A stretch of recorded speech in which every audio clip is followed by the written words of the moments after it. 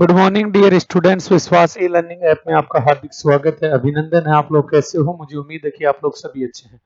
चलो बेटा, अपन 3 यूनिट के एमसीक्यू बेस्ड क्वेश्चन कर लिए थे। आज अपनी लास्ट यूनिट है और लास्ट यूनिट के अपन क्वेश्चन देखते हैं। Unit number 4। यूनिट नंबर जो 4 है वो जिम्नोस्पर्म और एंजियोस्पर्म है, यानी अनावर्त बीजी और आवर्त बीजी है, जिसमें अनावर्त बीजी के टॉपिक थोड़े ज्यादा है, जैसे जिम्नोस्पर्म के जनरल कैरेक्टर्स हो गए, उसी के साथ में साइकस हो गया, साइकस के साथ में फीड्रा हो गया जिम्नोस्पर्म के मेंबर। और एंजियोस्पर्म थोड़ा शॉर्ट में है, ज्यादा नहीं। एंजियोस्पर्म में उसकी लाइफ साइकिल है, एंजियोस्पर्म का जनरल कैरेक्टर्स हैं, ठीक है। तो कुल मिला के इसके भी लगभग 60 क्वेश्चन अपन देखने वाले हैं। तो स्क्रीन पर आपको 1 नंबर का क्वेश्चन दिखाई दे रहा होगा। जो क्वेश्चन है वो ये है, what is called naked seeded plant, यानी नग्न बीजीय पादप किन्हें कहा जाता है। नग्न बीज या नेक्ड सीड का मतलब होता है ऐसा सीड जिनके ऊपर सीड कोट अनुपस्थित हो। ऐसा सीड जिनके ऊपर सीड कोट अनुपस्थित हो। तो इसमें 4 ऑप्शन है बेटा। पहला ऑप्शन है एल्गी। पहला ऑप्शन क्या है? एल्गी, ठीक है। दूसरा ऑप्शन है लाइकेन। तीसरा ऑप्शन है फंजाई और चौथा ऑप्शन है जिम्नोस्पर्म।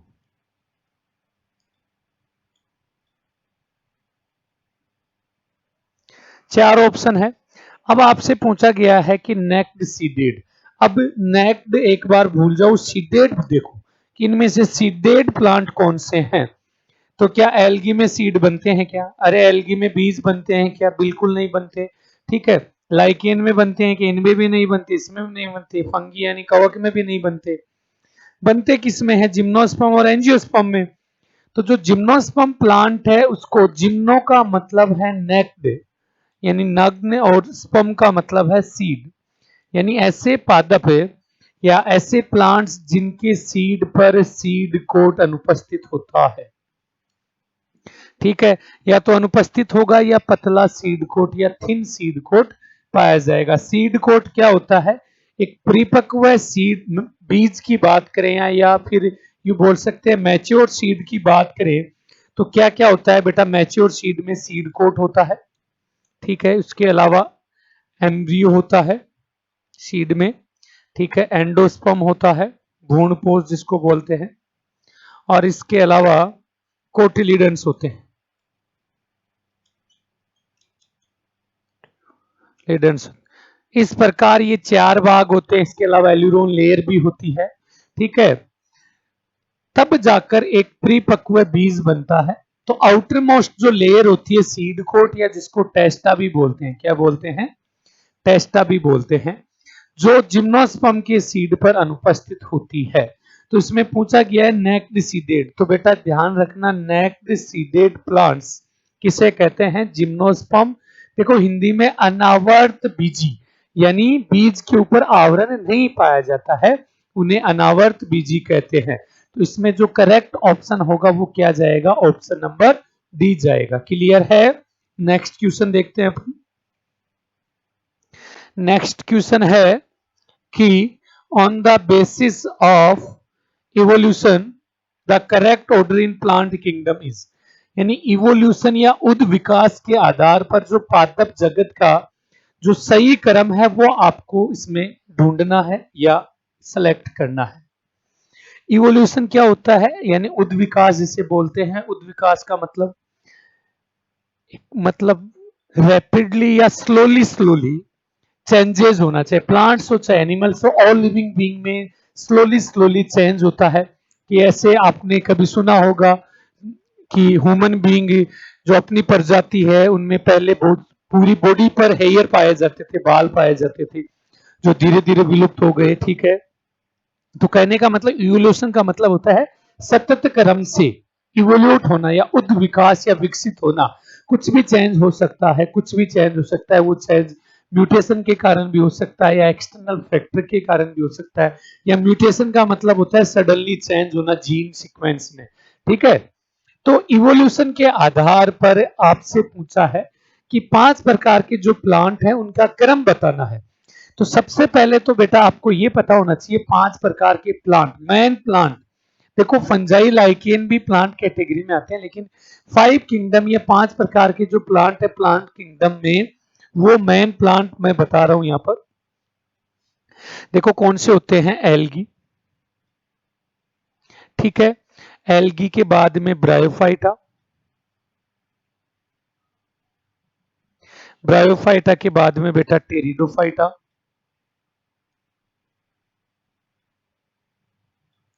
टेरिडोफाइटा के बाद में बेटा जिम्नोस्पर्म, और जिम्नोस्पर्म के बाद में बेटा एंजियोस्पर्म, जिम्नोस्पर्म के बाद में बेटा एंजियोस्पर्म। ये 5 प्रकार के पादप होते हैं। अब देखो सबसे पहले एल्गी है, एल्गी ब्रायोटेरिडो, इनको बेटा कहते हैं लोवर क्रिप्टोगेमस, जिसमें एल्गी और ब्रायोफाइटा नॉन वेस्कुलर क्रिप्टोगेमस है और टेरिडोफाइटा वेस्कुलर, ये आपने पहले पढ़ रखा है। जिम्नो और एंजियो को कहते हैं स्पर्मेटोगेमी या फिर स्पर्मेटोफाइटा या फिर फेनेरोगेमस, फेनेरोगेमस या फिर स्पर्मेटोफाइटा, यानी जिनमें सीड पाया जाता हो, ठीक है। अब यू माने कि एल्गी सबसे निम्न श्रेणी का पादप है, तो सबसे छोटा प्लांट क्या है इवोल्यूशन के आधार पर, यानी एल्गी बना, एल्गी के बाद में इवोल्यूशन हुआ, फिर ब्रायोफाइटा बना, फिर इवोल्यूशन हुआ, तो ये जो क्रम है इस प्रकार से आता है। यानी ये जो सिंबल है, एक ये सिंबल होता है, जिधर ये ओपन रहता है ना, जो बड़ा होता है यानी बाद में है, और ये जो क्लोज रहता है वो छोटा होता है, ठीक है। तो यहां पर इस क्रम में क्या है कि एल्गी छोटा है ब्रायोफाइट की तुलना में, छोटा का मतलब है इवोल्यूशन के आधार पर, ठीक है ना। कि मान लो एल्गी में क्या है, राइजोइड्स नहीं थे लेकिन ब्रायोफाइट्स में राइजोइड्स हो गए, ठीक है, यानी कुछ तो चेंज हुआ इवोल्यूशन का मतलब, फिर ब्रायोफाइट से इवोल्यूट होकर टेरिडोफाइट्स बने, ठीक है। टेरिडोफाइट्स क्या हुआ, उनमें रूट स्टेम वेस्कुलर सिस्टम पाया जाने लग गया, जाइलम फ्लोएम, फिर जिम्नोस्पर्म, जिम्नोस्पर्म में सीड बनने लग गए, फिर लास्ट में एंजियोस्पर्म जो सुविकसित प्रकार के हैं, ठीक है। यानी आपको क्रम बताना है, तो ये जो क्रम है ऑप्शन में आपको ढूंढ लो कौन सा मिल रहा है ये क्रम, यानी 1 नंबर पर एल्गी है, दूसरा पर ब्रायोफाइटा है, तीसरा पर टेरिडोफाइटा है, चौथे पर जिम्नोस्पर्म और पांचवें पर एंजियोस्पर्म है।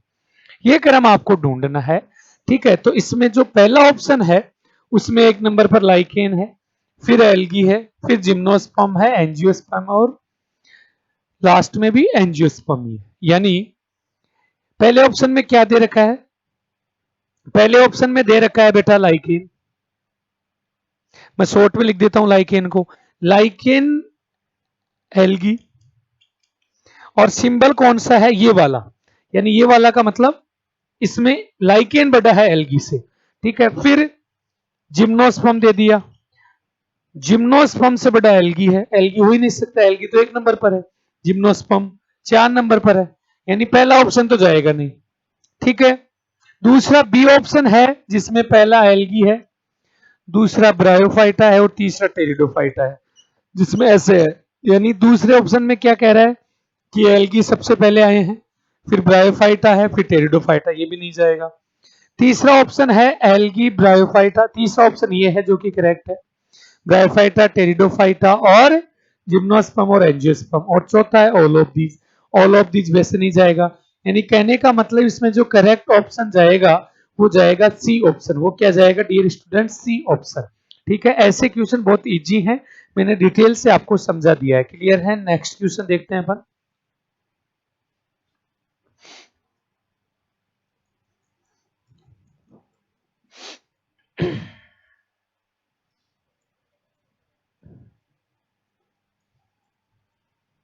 हाँ बेटा, नेक्स्ट क्वेश्चन है साइकस का भ्रूणपोष या इन साइकस द एंडोस्पर्म इज, यानी आपसे क्वेश्चन पूछा गया है कि साइकस में जो भ्रूणपोष होता है वो कैसा होता है, हैप्लोइड है, डिप्लोइड है, ट्रिप्लोइड है, यानी एंडोस्पर्म पूछा है। अब पहली बात तो ये आपको पता होना चाहिए डियर स्टूडेंट्स की एंडोस्पर्म या भ्रूणपोष होता क्या है, ठीक है। तो उसके लिए अपन को थोड़ा सा डिटेल में पढ़ना पड़ेगा। ओव्यूल्स क्या है, फर्टिलाइजेशन कैसे होता है, फिर क्या क्या बनता है। देखो इतना आपको पता है कि एंडोस्पर्म या हिंदी में भ्रूणपोष है, वो बीज में पाया जाता है। एंडोस्पर्म या भ्रूणपोष बीज में या सीड में पाया जाता है, और लगभग सीड का 70% जो पोर्शन होता है वो एंडोस्पर्म का होता है। और एंडोस्पर्म के अंदर बेटा अलग अलग फॉर्म में, यानी अलग अलग रूप में, जैसे कार्बोहाइड्रेट की फॉर्म में यानी स्टार्च की फॉर्म में है, लिपिड की फॉर्म में है, प्रोटीन की फॉर्म में है, सेलुलोज की फॉर्म में है। इस फॉर्म में अलग अलग फॉर्म में स्टोरेज जो फूड होता है वो स्टोर्ड रहता है या संग्रहित रहता है, और वो ही फूड जब जर्मिनेशन होता है सीड का उस समय काम आता है फूड मोबिलाइजेशन के माध्यम से। उस समय एम्ब्रियो को वो काम में आता है, जिससे प्लूमुल बनता है, रेडिकल बनता है। क्लियर है। अब जो जिम्नोस्पर्म है उसमें जो एंडोस्पर्म है वो कैसे होता है, तो पहले तो आपको मैं एक ओव्यूल का डायग्राम बना रहा हूं। ओव्यूल में एम्ब्रियो सैक है, एम्ब्रियो सैक में एंडोस्पर्म कैसे बनता है वो मैं बता रहा हूं, फिर अपने आप समझ में आ जाएगा। बेटा आप लोगों ने डायग्राम देखा होगा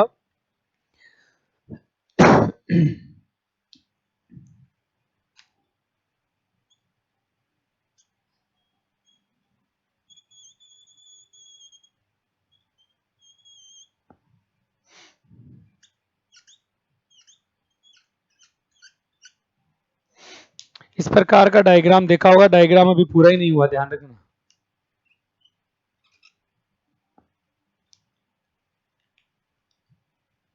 देखो बेटा जो यूनिट की पहली क्लास होती है उसमें अपन डिटेल से जाते हैं, तो दूसरी और तीसरी क्लास होगी ना उसमें सारे क्लियर हो जाएंगे। ठीक है, डायग्राम दिख रहा है, और बीच में मैं इस प्रकार बना देता हूं।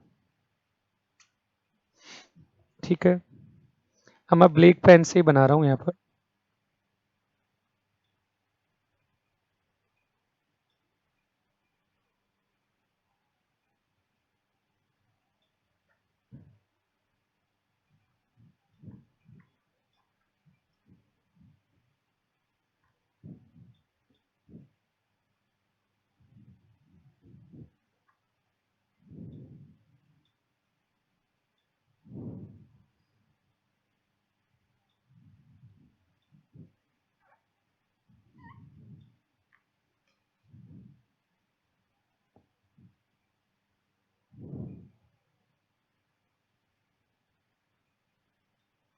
इस प्रकार का डायग्राम आप लोगों ने देखा होगा, जिसको बिजांड या ओव्यूल कहते हैं।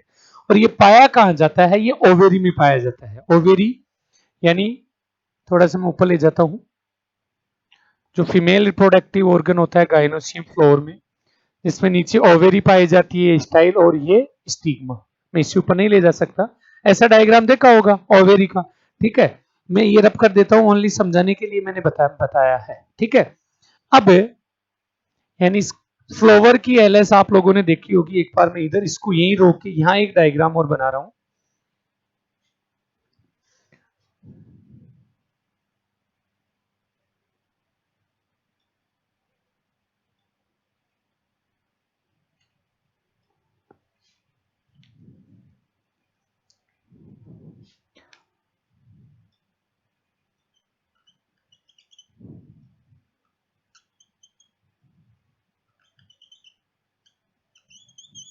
तो डायग्राम थोड़ा टेढ़ा मेढ़ा हो सकता है, क्योंकि थोड़ा सा नीचे आ गया तो थोड़ा कंफर्ट नहीं है, क्योंकि ऊपर तो क्वेश्चन है।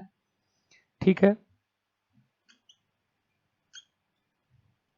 ये फ्लोवर है, ये एंजियोस्पर्म को ही देखकर अपन बात कर रहे हैं। ठीक है, अब देखो, अब आपके दिमाग में सर क्वेश्चन तो आप जिम्नोस्पर्म से पूछ रहे हो, क्योंकि साइकस तो जिम्नोस्पर्म है, एंजियोस्पर्म क्यों बता रहे हो, क्योंकि ये मैं बता दूंगा तो अपने आप ये सोल्व हो जाएगा। ठीक है, अब ये देखो फ्लोवर है, फ्लोवर की एलएस है। एलएस देखो, अपन रिप्रोडक्टिव पार्ट की एलएस लेते हैं हमेशा, रिप्रोडक्टिव पार्ट की क्या लेते हैं, एलएस। अब फ्लोवर में क्या होता है, फ्लोवर में ये पेडिकल है, ये थैलेमस है, ये कैलिक्स है। कैलिक्स की एक यूनिट को सेपल बोलते हैं, ये कोरोला है, एक यूनिट को पेटल। ये वाला है एंड्रोसियम या मेल रिप्रोडक्टिव ऑर्गन, जिसमें एंथर है, फिलामेंट है, कनेक्टिव टिश्यू। और ये जो ब्लैक वाला है ये गाइनोसियम होता है, जिसमें ये ऊपर स्टिग्मा होती है, ये स्टाइल होता है, और ये ओवेरी होती है। और इस ओवेरी में क्या पाए जाते हैं, ओव्यूल पाए जाते हैं। और गाइनोसियम को कार्पल भी बोलते हैं, एंथर को स्टेमन भी बोलते हैं। यहां से भी क्वेश्चन आ सकता है। यानी ये जो ओव्यूल है ना यहां फिक्स होता है। अब ओव्यूल में क्या क्या रहता है बेटा, ये जो ब्लू कलर का है ये अंदर ही अंदर जो ब्लू कलर का आपको दिख रहा है, एक्चुअली यहां पर ब्लू कलर मैंने बनाया लेकिन आपको तो ब्लैक दिख रहा होगा। ये जो ब्लू कलर है ये है एम्ब्रियोसेक। ये क्या है डियर स्टूडेंट्स, एम्ब्रियोसेक। क्या है, एम्ब्रियोसेक। ठीक है, यानी हिंदी में भ्रूण कोष बोलते हैं। भ्रूण कोष और भ्रूण कोष में रात दिन का फर्क है, ध्यान रखना। ठीक है, ये इसके चारों तरफ ये जो सेल्स हैं ये है बेटा न्यूक्लियस। क्या है, न्यूक्लियस। यानी न्यूक्लियस का मतलब हिंदी में बीजांड काय। ये जो वाला पोर्शन होता है जिसमें मैंने सेल नहीं बनाई है, ऐसे ही शो कर रहा हूं, ये होता है चेलेजा। ये होते हैं इंटेग्यूमेंट्स, और ये होता है माइक्रोपाइल। हिंदी में बीजांड द्वार, इंटेग्यूमेंट्स को अध्यावरण, ठीक है, एम्ब्रियोसेक को भ्रूणपोष, बीजांड काय, चेलेजा को निभाग, और ये इधर रेफे मान लो। ठीक है, यानी ये बीजांड होता है, ओव्यूल की संरचना होती है। अब बात आती है एम्ब्रियोसेक। एम्ब्रियोसेक में मैन होता है, एम्ब्रियोसेक को अपन यदि बाहर निकाले ना, यहां से मैं बाहर डायग्राम बना रहा हूं, यहां पर एम्ब्रियोसेक का यहां पर दिख जाएगा, हाँ दिख जाएगा। ये जो एम्ब्रियोसेक इसको मैं बाहर निकाल लिया।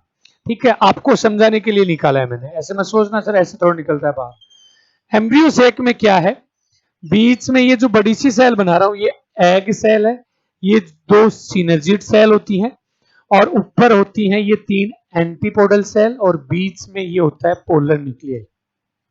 यानी भ्रूणपोष क्या है, 7 तो सेल और 8 न्यूक्लियस अरेंजमेंट शो करता है, यानी 7+8 अरेंजमेंट शो करता है एम्ब्रियोसेक या भ्रूणकोष। ये क्वेश्चन भी आता है। अब 7+8 अरेंजमेंट शो क्यों करता है, कैसे करता है, जो ऊपर ये जो चेलेजा है इधर जो पाई जाती है इनको कहते हैं, तीन जो सेल होती है ना इधर, ये 1 2 3, इनको कहते हैं एंटीपोडल सेल। क्या कहते हैं डियर स्टूडेंट्स, एंटीपोडल सेल या प्रतिमुखी कोशिकाएं। क्या कहते हैं, एंटीपोडल सेल या प्रतिमुखी कोशिकाएं।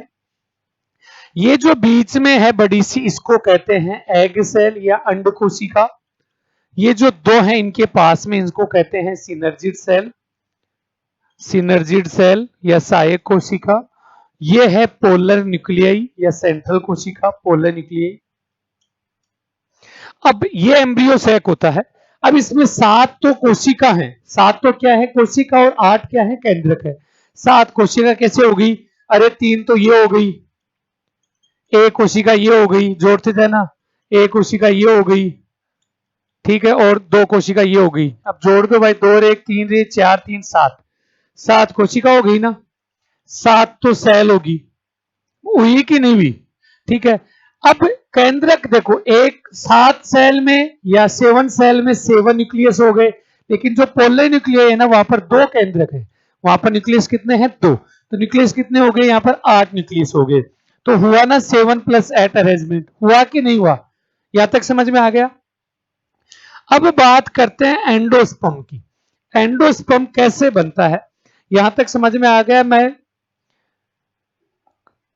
एम्ब्रियोसेक वाला डायग्राम और फ्लोर वाला डायग्राम रब करने की कोशिश कर रहा हूं, यहां तक एक बार समझ लो, क्योंकि इधर क्वेश्चन आ गए हैं, डिटेल से अपन को समझना, इसलिए एम्ब्रियोसेक समझ में आ गया। एम्ब्रियोसेक 7+8 अरेंजमेंट शो करता है।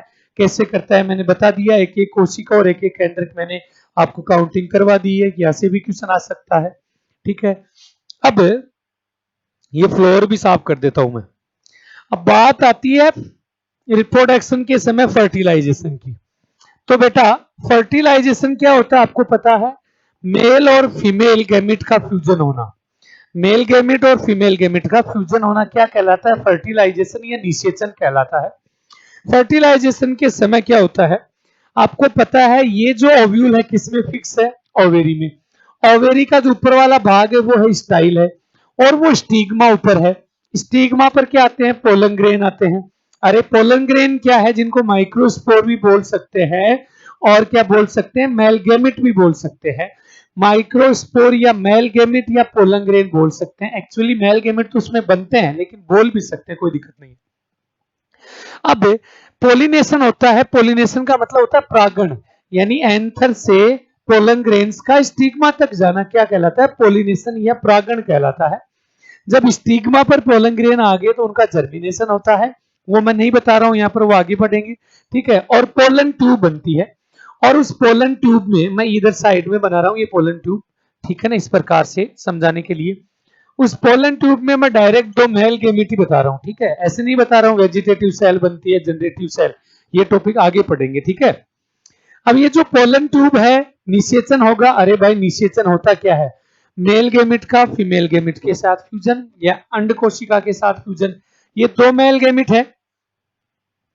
अब इसमें क्या होगा, ये एंजियोस्पर्म की बात कर रहा हूं मैं, ये एंजियोस्पर्म की बात कर रहा हूं। पोलन ट्यूब बेटा क्वेश्चन के नीचे गई है, पोलन ट्यूब को मैं यहां बना देता हूं, तिरछी बना लो, कोई दिक्कत नहीं है, ठीक है। ये दो मेल गैमेट है, ठीक है। मैं ये बात एंजियोस्पर्म में कर रहा हूं, आवर्त बीजी में अपने आप जिम्नोस्पर्म को हो जाएगा। अब ये पोलन ट्यूब है, निषेचन हो रहा है, तो एग सेल तो यहां पर एम्ब्रियो सेक में यहां पर आएगी, तो आने का जो तरीका है, एक तो चेलेजा से आ सकती है, एक नंबर टू, एक दूसरा जो तरीका है अध्यावरण से आ सकती है, और तीसरा जो पॉपुलर तरीका है वो है माइक्रोपाइल यानी बीजांड द्वार से आ सकती है। पोलन ट्यूब अंदर तो आएगी ना, निषेचन तो तभी होगा। जैसे ही अंदर आ गई तो यहां पर फिलीफॉर्म सेल्स पाई जाती है, सिनर्जिड सेल और एग सेल के पास में, जिसके कारण अंड कोशिका के पास में पोलन ट्यूब आ जाती है। अब यहां पर पोलन ट्यूब में दो मेल गैमेट है, इनमें से एक मेल गैमेट तो एग सेल के साथ फ्यूज हो जाएगा, इनमें से एक मेल गैमेट तो किसके साथ फ्यूज हो जाएगा, एग सेल के साथ में, और क्या बनाएगा, डिप्लॉइड 2n स्ट्रक्चर, जिसको जाइगोट बोल रहे हैं। क्या बोल रहे हैं, जाइगोट। क्या बोल रहे हैं, जाइगोट बोल रहे हैं, ठीक है। और बच गया जो एक मेल गैमेट है ना, ये पोलर न्यूक्लियाई के साथ में फ्यूज होगा, और इस निषेचन को डबल फर्टिलाइजेशन कहते हैं या द्विनिषेचन कहते हैं। डबल फर्टिलाइजेशन कैसे होता है, एंजियोस्पर्म में पाया जाता है, जिम्नोस्पर्म में नहीं पाया जाता। और ये जो पोलर न्यूक्लियाई है, एक मेल गैमेट यानी पोलर न्यूक्लियाई जिसमें दो केंद्रक हैं और एक मेल गैमेट, तीन हो गए ना, यानी 3n स्ट्रक्चर हो गई, और ये आगे जाकर बनाती है एंडोस्पर्म। क्या बनाती है रे, एंडोस्पर्म यानी भ्रूणपोष, यानी एंजियोस्पर्म का भ्रूणपोष द्विवीय विभाजन या डबल फर्टिलाइजेशन के बाद में बनता है, और पोस्ट फर्टिलाइजेशन, अरे फर्टिलाइजेशन के बाद में इधर फर्टिलाइजेशन हो गया एग सेल के साथ में एक मेल गैमेट का, जो दूसरा मेल गैमेट है वो पोलर न्यूक्लियाई के साथ में, और ये ट्रिप्लोइड स्ट्रक्चर है जिसमें माइटोसिस डिवीजन होगा और क्या बनाएगा, एंडोस्पर्म बनाएगा, ठीक है। तो एंजियोस्पर्म का जो एंडोस्पर्म है या भ्रूणपोष से ट्रिप्लोइड है, 3n है, क्योंकि द्विविभाजन द्विनिषेचन या फिर बाई फर्टिलाइजेशन के द्वारा बनता है, ठीक है। द्विनिषेचन समझ में आ गया, डबल फर्टिलाइजेशन समझ में आ गया। अब जिम्नोस्पर्म में क्या होता है, जिम्नोस्पर्म में बेटा ये फर्टिलाइजेशन से पहले ही बन जाता है, क्योंकि जिम्नोस्पर्म में एक मेगास्पोर होता है फंक्शनल, जो आर्किगोनियम बनाता है, और वो फीमेल गैमेटोफाइट बनाता है, यानी फीमेल गैमेटोफाइट का मतलब एंडोस्पर्म बनाता है। जिम्नोस्पर्म में स्पोर बनते हैं, मेगास्पोर, जो 4 होते हैं, जिनमें 3 नेस्ट हो जाते हैं, एक फंक्शनल रहता है, जो आगे जाकर आर्किगोनियम बनाता है, और फीमेल गैमेटोफाइट, उस फीमेल गैमेटोफाइट को ही क्या कहते हैं, अपन क्या कहते हैं बेटा, एंडोस्पर्म कहते हैं। और जिम्नोस्पर्म में निषेचन से पहले बनता है एंडोस्पर्म, और हैप्लोइड होता है। कौन सा होता है, हैप्लोइड होता है, ठीक है। तो क्वेश्चन है साइकस में। अब क्वेश्चन पर आ गए, ये कहानी समझ में आ गई। अब अपन आते हैं क्वेश्चन पर। क्वेश्चन क्या है कि साइकस में जो एंडोस्पर्म है वो होता है, वो साइकस क्या है आपको पता है, साइकस को सैगोपाम भी कहते हैं। क्यों कहते हैं वो मैं बता दूंगा, साइकस को सैगोपाम क्यों कहते हैं, ठीक है। साइकस में जो भ्रूणपोष है वो कैसा होता है, तो पहला जो ऑप्शन है वो आपके सामने है, post fertilization product and diploid, नहीं, निषेचन के पहले बनता है, ठीक है। पहला ऑप्शन नहीं जाएगा। दूसरा है pre fertilization product and haploid, ये जाएगा करेक्ट। तीसरा है post fertilization product and haploid, ये भी नहीं जाएगा और फोर्थ भी नहीं जाएगा। यानी कहने का मतलब बी ऑप्शन जाएगा, क्योंकि इसमें फर्टिलाइजेशन से पहले बनता है, हैप्लॉइड होता है। ठीक है, ये क्वेश्चन समझ में आ गया। इसी क्वेश्चन डिटेल से बताया, इससे 10 क्वेश्चन सोल्व हो गए, जो इस क्लास में भी आ सकते हैं आगे, अगली क्लास में भी आ सकते हैं। ठीक है, नेक्स्ट क्वेश्चन देखते हैं अपन।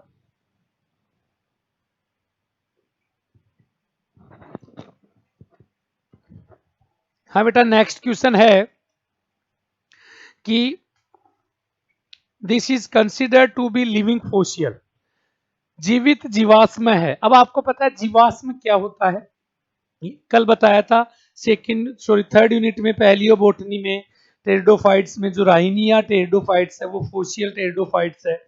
जीवाश्म का मतलब मर गया, कि कोई भी पादप या कोई प्लांट्स की मौत हो गई, वो 10 साल बाद में, 20 साल बाद में, 50 साल बाद में, 100 साल बाद में उसके कोई कंकाल मिलते हैं या कोई अवशेष मिलते हैं। कंकाल का मतलब कंकाल तो होता ही नहीं है प्लांट्स में, लेकिन यूज मान लो कि कंकाल ही मिलते हैं उसके, या कोई अवशेष मिलते हैं, उनको जीवाश्म कहते हैं और इंग्लिश में फोसियल कहते हैं। और इनका अध्ययन करने वाली शाखा को पैलियोबोटनी कहते हैं या जीवाश्म विज्ञान। तो बेटा इतना आपको याद रखना है, साइकस को जीवित जीवाश्म कहा जाता है। साइकस को जीवित जीवाश्म कहा जाता है, ध्यान रखना। क्यों कहा जाता है? क्योंकि ये सैगो पाम है, ताड़ वृक्ष की समान होता है। इसमें सैगो एक स्टार्च है जो प्राप्त होती है, एडेबल स्टार्च है, क्लियर है। इसी के साथ में इसमें टैप रूट है, कोरालोइड रूट है, वो भी पाई जाती है। ठीक है, तो इसमें जो करेक्ट ऑप्शन जाएगा ए ऑप्शन जाएगा। ठीक है, नेक्स्ट क्वेश्चन। पाइनस सामान्यतः पाए जाते हैं, पाइनस कॉमनली अकर्स इन, यानी जो पाइनस है वो कहाँ पाए जाते हैं? तो बेटा इन प्लेन्स यानी धरातल पर, नियर सी समुद्र के पास में, समुद्र के पास में जो प्लांट्स पाए जाते हैं उन्हें मैंग्रोव प्लांट्स कहते हैं। उन्हें क्या कहते हैं बेटा?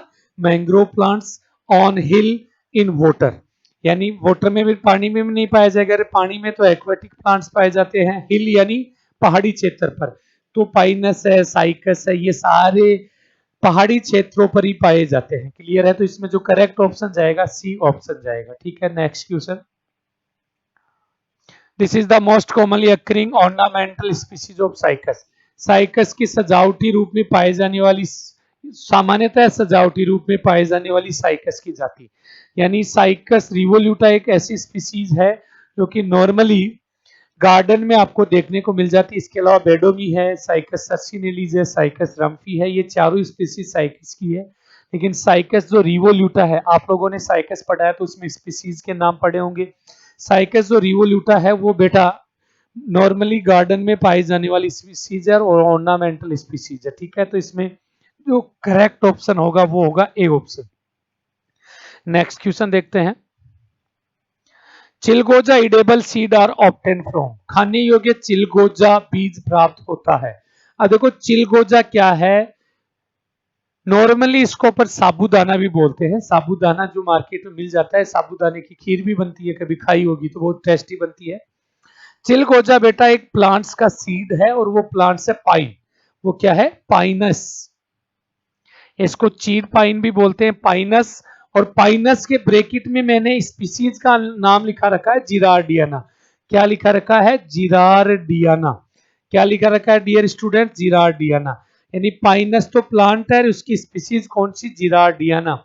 बेटा पाइनस जिरार्डियाना से चिलगोजा प्राप्त होता है। चिलगोजा कोई रूट नहीं है, कोई स्टेम नहीं है, कोई फ्लोर नहीं है, इसका सीड है जिसको फ्रूट बोल सकते हैं। और बहुत ही न्यूट्रिटिव सीड होता है, इसमें विटामिन है, काफी मिनरल्स हैं, वो पाए जाते हैं। और इसी के साथ में इसके मेडिसिन या मेडिकल यूजेज भी होते हैं, जैसे गैस्ट्रिक के संबंधित जो भी डिसऑर्डर होता है, गैस वगैरह होती है, यानी स्टोमक के संबंधित है, जब अल्सर हो जाता है, पेप्टिक अल्सर, या जो बोलते हैं कि अपने पेट में घाव हो जाते हैं, जब HCl ज्यादा सीक्रेट होता है, भूखे रहते हैं उस समय, तो उसमें भी ये जो चिलगोजा का बीज है प्राप्त होता है। इनको अलग अलग भाषा में अलग अलग कहते हैं, लेकिन अपने राजस्थान में सामान्यतः चिलगोजा कहते हैं। ठीक है, इसको साबूदाना भी कहा जाता है, जो मार्केट में मिल जाता है, व्हाइट व्हाइट कलर का होता है। क्लियर है, जो किससे प्राप्त होता है बेटा? पाइनस जिरार्डियाना से। आपको तो ये दोनों याद रख लेना, पाइनस जिरार्डियाना। पाइनस यहाँ पर जीनस है, जिरार्डियाना स्पीसीज है। मैंने ब्रैकेट में लिखा दिया, दोनों ऑप्शन आ सकते हैं, अकेला जिरार्डियाना नहीं आएगा, पाइनस जिरार्डियाना आएगा, लेकिन अकेला पाइनस आ सकता है। अकेला जिरार्डियाना नहीं आएगा, अकेला पाइनस दे सकता है, ठीक है। और दूसरा ऑप्शन इफिड्रा, इफिड्रा से बेटा नहीं होता, इफिड्रा से इफिड्रिन मेडिसिन प्राप्त होती है, साइकस से नहीं होता और मैंगो आम से नहीं होता, ठीक है, क्लियर है। तो नेक्स्ट क्वेश्चन है,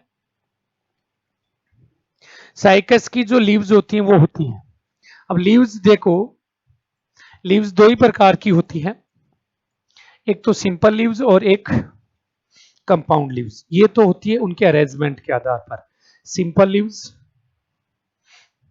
और एक कंपाउंड।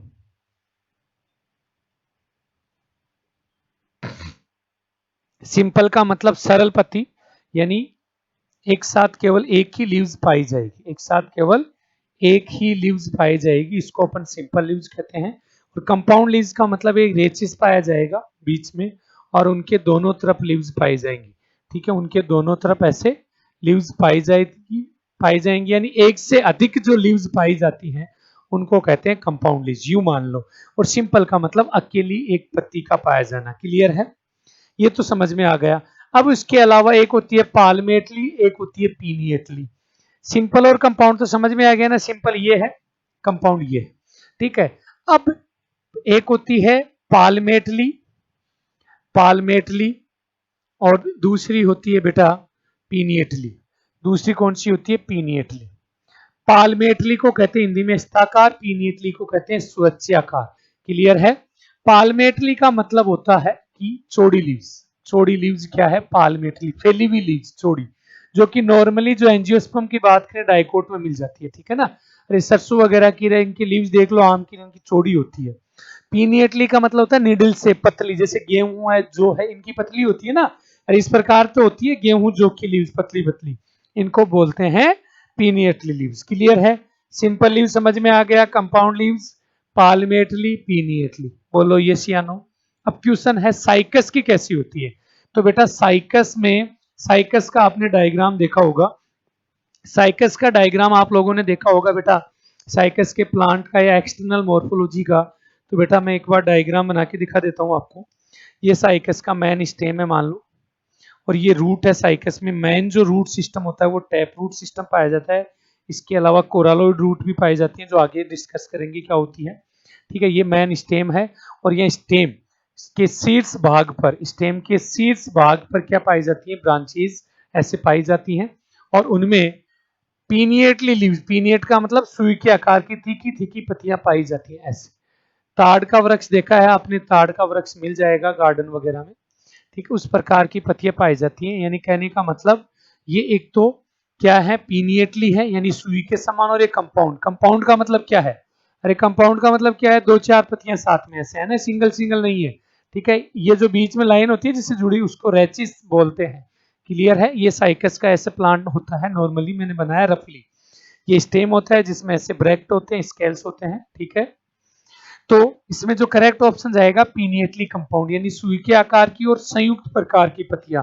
कंपाउंड को हिंदी में क्या कहते हैं? संयुक्त प्रकार की पत्तियां। इसमें जो क्लियर सॉरी करेक्ट ऑप्शन है वो ए ऑप्शन जाएगा, ठीक है। नेक्स्ट क्वेश्चन,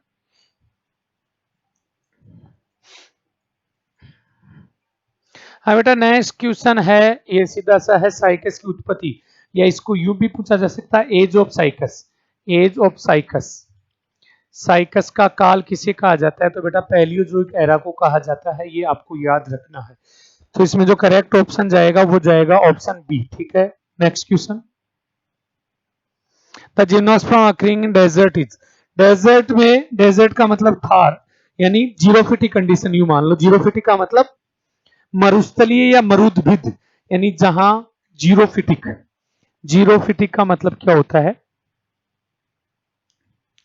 जीरो का मतलब होता है जेरिक से, और फिटिक का मतलब होता है प्लांट्स, और जेरिक का मतलब होता है ड्राई, और प्लांट आपको पता है प्लांट होते हैं यानी शुष्क वातावरण में पाए जाने वाले पादप, जैसे नागफनी है, सत्यानाशी है जिसको आर्जीमोन कहते हैं, और आक है कैलोट्रोपिस है। ये सारे जीरोफिटिक प्लांट हैं जिनको पानी की आवश्यकता कम होती है ग्रो करने के लिए। तो बेटा जिम्नोस्पर्म में साइकस और पाइनस तो पहाड़ी क्षेत्र में नम छायादार क्षेत्र में पाया जाता है, लेकिन जो इफेड्रा है वो जैसे थार डेजर्ट है, सवाना ग्रासलैंड इकोसिस्टम है, यानी घास के मैदान है जहाँ पानी वगैरह कम है वहां पर, या टॉप पर या टॉप हिल पर पाया जाता है। तो इसमें जो करेक्ट ऑप्शन है वो जाएगा सी ऑप्शन। ठीक है, नेक्स्ट क्वेश्चन। नेक्स्ट क्वेश्चन है Cycas has the largest of ovule among spermatophytes and is. Cycas में सबसे बड़ा ओव्यूल पाया जाता है और स्पर्मेटोफाइट्स। अब स्पर्मेटोफाइट्स या फेनेरोगेमस साइकस यानी जिम्नोस्पर्म और एंजियोस्पर्म को कहते हैं, यानी स्पर्मेटोफाइट, स्पर्म का मतलब यहाँ पर सीड है, फाइट्स का मतलब प्लांट्स है, जिनमें सीड पाया जाता है। ठीक है, तो स्पर्मेटोफाइट्स हो चाहे फेनेरोगेमस हो, वो किनको बोलते हैं अपन बेटा, जिम्नोस्पर्म और एंजियोस्पर्म को कहते हैं। तो बेटा साइकस में सबसे बड़ा ओव्यूल पाया जाता है और वो ओव्यूल कौन सा होता है, ऑर्थोट्रोपस होता है। अब बेटा ओव्यूल के बारे में मैंने डायग्राम बनाया था, ओव्यूल बिजांड। बिजांड की जो पोजीशन है कई बार घूम जाती है, जिसके कारण वो 6-7 प्रकार के होते हैं। ऑर्थोट्रोपस में एकदम सीधी लाइन में अगर ऊपर चले जा, नीचे माइक्रोपाइल, फिर एम्फिट्रोपस, एनाट्रोपस, ऑल ऑफ दीज। तो इसमें जो करेक्ट 7 प्रकार के ओव्यूल होते हैं, आप लोगों ने पढ़ रखा होगा। ओव्यूल के टाइप क्लियर है, ऑर्थो, एम्फी, एना, ठीक है ना, इस प्रकार के। ठीक है, तो इसमें जो करेक्ट ऑप्शन जाएगा ए ऑप्शन जाएगा, यानी ऑर्थोट्रोपस, जिसमें चलेजा ऊपर, माइक्रोपाइल पूरी स्ट्रेट लाइन में होते हैं। क्लियर है, next question. Reproduction structure in gymnosperm is called. Gymnosperm में जो जननिक संरचना है या सेक्स ऑर्गन, उन्हें क्या कहते हैं? तो बेटा आपको इतना याद रखना है कि एंथ्रीडियम, आर्किगोनियम तो एल्गी, ब्रायोफाइट, टेरिडोफाइट में कहते हैं, फ्लोवर कहते हैं एंजियोस्पर्म में। जिम्नोस्पर्म में मेल कौन और फीमेल कौन, नर शंकु और मादा शंकु कहा जाता है। जिम्नोस्पर्म में क्या कहा जाता है, नर शंकु और मादा शंकु कहा जाता है। क्लियर है, तो इसमें जो करेक्ट ऑप्शन जाएगा सी ऑप्शन जाएगा, मेल एंड फीमेल कौन। कौन का मतलब शंकु होता है। ठीक है, नेक्स्ट क्वेश्चन। नेक्स्ट क्वेश्चन है जिम्नोस्पर्म में मूल तंत्र कौन सा पाया जाता है, यानी रूट सिस्टम कौन सा पाया जाता है। अब बेटा जिम्नोस्पर्म चाहे साइकस हो, चाहे पाइनस हो, चाहे इफिड्रा हो, जिम्नोस्पर्म में जो मेन मुख्य रूट सिस्टम होता है वो पाया जाता है टैप रूट सिस्टम। कौन सा होता है बेटा, टैप रूट सिस्टम। कौन सा होता है, टैप रूट। अब देखो इधर ध्यान दे लो थोड़ा सा, रूट सिस्टम क्या है, इससे 4-5 क्वेश्चन बनेंगे, वो मैं सारे बता देता हूँ। रूट सिस्टम की उत्पत्ति क्या कहां से होती है, सीड से होती है, और सीड के कौन से भाग से, रेडिकल से। कौन से भाग से, रेडिकल यानी मूलांकुर से। ठीक है, जो आगे जाकर रूट बनाता है, इतना पता है। रूट हमेशा हमेशा पॉजिटिवली जियोट्रोपिक होती है, ये भी क्वेश्चन आएगा। जियोट्रोपिक का मतलब धनात्मक गुरुत्वानुवर्ती। क्या होती है, धनात्मक गुरुत्वानुवर्ती, यानी ग्रेविटेशनल फोर्स के लिए वो पॉजिटिव होती है। अरे नीचे जाती है, ऊपर थोड़ी जाती है हवा में, नीचे तो जाती है। अब देखो ऐसी रूट जो डायरेक्ट रेडिकल से बने उनको प्राइमरी रूट बोलते हैं। क्या कहते हैं, प्राइमरी रूट कहा जाता है। और रेडिकल के अलावा प्लांट्स के किसी भी भाग से बने, चाहे वो स्टेम से बने, चाहे वो किसी शाखा से बने, उसको अपन कहते हैं सेकेंडरी रूट्स। उसको अपन क्या कहते हैं, सेकेंडरी रूट। ठीक है, प्राइमरी रूट, सेकेंडरी रूट समझ में आया। अब जो प्राइमरी रूट है वो रेडिकल से बन रही है, 2 प्रकार की होती है, टैप रूट और fibres root system. Tap root और फाइबर्स रूट सिस्टम। ठीक है, टैप रूट का मतलब मूसला मूल तंत्र, फाइबर्स का मतलब रेशेदार मूल तंत्र। अब टैप रूट देखो, एंजियोस्पर्म की बात करें ना तो टैप रूट पाया जाता है बेटा डाइकोट में, और फाइबर्स रूट पाया जाता है बेटा मोनोकोट में। ठीक है, डाइकोट मोनोकोट आगे पढ़ लेंगे, लगभग बच्चे जानते होंगे। टैप रूट यानी, टैप रूट क्या है, पहली बात तो प्राइमरी रूट है यानी रेडिकल से बनेगी। इसमें क्या होगा कि जो रेडिकल है ना वो खुद लंबा हो जाएगा नीचे की तरफ, ठीक है ना, और एक इस प्रकार से मूसला मूल, यानी मूसल जानते हो, मूसल, व्हाट इज दिस मूसल, जो उसको चूरमा बनाने का पहले के समय में यूज किया करता था, आजकल तो मिक्सी आ गई, ठीक है ना। तो इस प्रकार का यानी जो रेडिकल है वो नीचे की तरफ ग्रो करता है, जो प्राइमरी रूट कहलाती है या प्राइमरी ब्रांच कहलाती है रूट की। और इसके दोनों तरफ लेटरली सेकेंडरी रूट है, सेकेंडरी से टर्सरी है, ठीक है ना। इस प्रकार से एक कॉम्प्लेक्स जो रूट सिस्टम है वो बन जाता है, एक कॉम्प्लेक्स रूट सिस्टम बन जाता है, इसको कहते हैं टैप रूट। इसको क्या कहते हैं बेटा, टैप रूट कहा जाता है। फाइबर्स रूट क्या होती है, ये डाइकोट में पाई जाती है, सरसों है उन्हीं में देख लेना, आम नीम वगैरह। फाइबर्स में क्या होती है कि जो रेडिकल है, रेडिकल तो खुद छोटा रहेगा, बढ़ेगा नहीं, और रेसे से रेसे निकाल देगा। ठीक है, गेहूं जो को उखाड़ के देख लेना, उसमें ऐसी ही पाई जाती है, गेहूं और जौ में ऐसी ही पाई जाती है, ये कहलाती है प्राइमरी रूट। तो साइकस में बेटा जो मेन रूट सिस्टम होता है वो ये पाया जाता है, टैप रूट सिस्टम। ठीक है, कौन सा पाया जाता है? Tap root system. अब सेकेंडरी रूट क्या होती है? सेकेंडरी रूट का मतलब ऐसी जड़ जो पादप के रेडिकल के अलावा किसी भी भाग से उत्पन्न होती है उनको सेकेंडरी रूट या फिर एडवांटिशियस रूट सिस्टम भी कहा जाता है। एडवांटिशियस रूट सिस्टम भी कहा जाता है। अपस्थानिक जड़ें कहते हैं, जैसे गन्ना है, बाजरा है, उनमें बनती है। यानी रेडिकल के अलावा, गन्ने का डायग्राम देखा होगा, नोड और इंटरनोड पाई जाती है गन्ने में। तो जो नीचे वाली नोड होती है ना, नीचे वाली जमीन के जस्ट ऊपर वाली, ठीक है, यहाँ पर गन्ने में रूट सिस्टम है, जो मेन रूट सिस्टम पाया जाता है वो पाया जाता है। अब रेडिकल के अलावा है, तो रेडिकल के अलावा कहीं से भी हो सकती है। तो यानी यहाँ से जो रूट निकलती हैं नोड से, लोअर नोड से, गन्ने में देख लेना इस प्रकार से, और ये नीचे जाती हैं। बाजरे में भी ऐसा ही होता है, कई बार बाजरा नीचे गिर जाता है तो वहां से रूट निकल कर उसको खड़ा कर देती है। इनको अपस्थानिक जड़ें या एडवांटिशियस रूट बोलते हैं। और इसी के कारण जो गन्ना है स्टेबल रहता है, और इसको अपन झुंडा बोलते हैं। अरे गन्ने का झुंडा या बाजरे का झुंडा, अरे झुंडा होता है ना जिसको उखाड़ने के लिए वो थोड़ा सा जोर करना पड़ता है अपन को। ठीक है, ये होती है सेकेंडरी रूट या एडवांटिशियस रूट। अब बात करें जिम्नोस्पर्म में, कौन सी? जिम्नोस्पर्म में मुख्य ये टैप रूट पाई जाती है। इसके अलावा कुछ जिम्नोस्पर्म जैसे साइकस है, उनकी जड़ों में कुछ जो ब्लू ग्रीन एल्गी है, नोस्टॉक है, एनाबिना, वो सिम्बायोटिक एसोसिएशन में रहते हैं। और उन जड़ों को अपन कोरेलोइड रूट बोलते हैं। क्या बोलते हैं? कोरेलोइड रूट या परवाल जड़ें, कोरेलोइड रूट सिस्टम कहा जाता है। आपको कोई मुझे कोरेलोइड रूट में कौन सा एल्गी पाया जाता है ज्यादा? नोस्टॉक, जो कि साइनोफाइसी का मेंबर है, जो कि क्या है? साइनोफाइसी का मेंबर है। ठीक है, तो आपको पूछा है जिम्नोस्पर्म कौन सी है? टैप रूट है। ठीक है, प्रोप रूट का मतलब क्या होता है? बरगद में पाई जाती है। ऊपर से जब बरगद बड़ा हो जाता है, विशाल हो जाता है, तो ऊपर से शाखाओं से नीचे की तरफ निकलती है, उसको कहते हैं अपन प्रोप रूट। फूसीफॉर्म रूट मूली में पाई जाती है, और ऑल ऑफ दीज आएगा नहीं। ठीक है, इसमें करेक्ट ऑप्शन है A option, tap root. Next question. हाँ बेटा, नेक्स्ट क्वेश्चन है, who is first use the word gymnosperm? Gymnosperm सबसे पहले किसने यूज किया था? तो ये साइंटिस्ट है। पहला ऑप्शन एफ बोवर नहीं होगा, दूसरा एस आर कैसिप नहीं होगा, आर डी मिश्रा नहीं होगा। जो करेक्ट ऑप्शन है थियोफ्रैक्टस, यानी बेटा डी ऑप्शन होगा। डी ऑप्शन इसमें करेक्ट होगा। क्लियर है? Next question. हाँ बेटा, नेक्स्ट क्वेश्चन है, निम्न में से द्वितीयक वर्दी पाई जाती है? एल्गी में नहीं पाई जाती, ब्रायोफाइट में नहीं पाई जाती, लाइकेन में नहीं पाई जाती, जिम्नोस्पर्म में पाई जाती है। द्वितीयक वर्दी का मतलब ये होता है चौड़ाई बढ़ाना। अरे तने अपनी चौड़ाई बढ़ाएगा। प्राइमरी ग्रोथ का मतलब होता है लंबाई बढ़ाना या ऑल ओवर डेवलपमेंट करना, लेकिन सेकेंडरी ग्रोथ का मतलब होता है चौड़ाई बढ़ाना। ठीक है, विड्थ बढ़ाना। ये जिम्नोस्पर्म और एंजियोस्पर्म में पाई जाती है। इसी सेकेंडरी ग्रोथ के कारण, बेटा क्या बनती है? एनुअल रिंग या वार्षिक वलय बनती है। क्या बनती है? एनुअल रिंग या वार्षिक वलय बनती है। और उन एनुअल रिंग को काउंट करके प्लांट की एज को डिफाइन कर सकते हैं। तो सेकेंडरी ग्रोथ जिम्नोस्पर्म और एंजियोस्पर्म में पाई जाती है। ठीक है, next question. The embryo sac occur in, embryo sac कहां है? अभी बताया था ओव्यूल के अंदर एम्ब्रियो सेक है। इसमें करेक्ट ऑप्शन क्या जाएगा? एंडोस्पर्म नहीं जाएगा, एंथर नहीं जाएगा, एम्ब्रियो नहीं जाएगा। यानी इसमें जो करेक्ट ऑप्शन है वो जाएगा ओव्यूल्स। ओव्यूल के बीच में तो पाया जाता है, 7+8 अरेंजमेंट शो करता है। ठीक है, नेक्स्ट क्वेश्चन। है, what are the three chalazal cell called? तीन निभागीय कोशिका कहलाती हैं।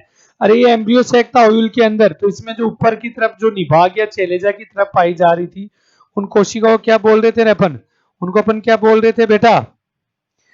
एंटीपोडल सेल बोल रहे थे ना, प्रतिमुखी कोशिकाएं। ये कौन सी है? प्रतिमुखी एंटीपोडल सेल, जो निभाग की तरफ, ये निभाग है, और ये नीचे की तरफ एक्स सेल, सिनर्जिड सेल और पोलोन्यूक्लियाई होता है। ये ओव्यूल की संरचना है। तो निभाग की तरफ जो सेल्स पाई जाती है उनको कहते हैं एंटीपोडल सेल या प्रतिमुखी कोशिकाएं। ठीक है, next question. Coralloid roots are Cycas possess symbiotic algae, Nostoc. अब देखो कोरालोइड रूट क्या होती है, अभी बताया था साइकस की जड़ों में कुछ एल्गी, साइनोफाइसी या ब्लू ग्रीन एल्गी, जैसे फॉर एग्जांपल नोस्टॉक है, सहजीवी संबंध के रूप में पाया जाता है। इसलिए इसको कोरालोइड रूट कहते हैं। इनका मुख्य कार्य नाइट्रोजन फिक्सेशन और जो मिनरल एब्जॉर्ब कर रही हैं रूट्स या प्लांट, उनको ज्यादा इंक्रीमेंट करना, उसकी कैपेसिटी को। ठीक है, तो नोस्टॉक एल्गी पाया जाता है कोरालोइड रूट में। ठीक है, नेक्स्ट क्वेश्चन। शायद सेकंड लास्ट क्वेश्चन है। Pollen grain protoplast, pollen grain या परागकण का जो प्रोटोप्लास्ट है uninucleate, binucleate, multinucleate, large small. Large small और मल्टीन्यूक्लिएट से कोई मतलब नहीं है, यानी यूनिन्यूक्लिएट। अरे एक स्पोर में एक ही तो न्यूक्लियस होगा, एक से ज्यादा थोड़े होंगे, तो इसमें जो करेक्ट ऑप्शन है वो जाएगा ए ऑप्शन। ठीक है। हाँ, लास्ट क्वेश्चन है। The stem of the Cycas is source of edible starch known as. Cycas का जो स्टेम है वो किस उपस्थिति के कारण खाया जाता है? तो बेटा सैगो पाम साइकस को बोलते हैं। सैगो बेटा एक स्टार्च का नाम है, ठीक है, स्टार्च का फॉर्म है जो कि मेडिसिन में बहुत यूज होती है, लीवर के संबंधित है, इंटेस्टाइन के संबंधित जो इन्फेक्शन होता है उसमें काम में आती है। इसमें करेक्ट ऑप्शन क्या जाएगा? बी ऑप्शन जाएगा, सैगो। क्लियर है? तो नेक्स्ट क्वेश्चन इस प्रकार से बेटा लास्ट क्वेश्चन आपका आ चुका है। तो मुझे उम्मीद है आज की क्लास आपको बहुत अच्छे से समझ में आई है। बेटा मिलते हैं अपनी नेक्स्ट क्लास में। धन्यवाद।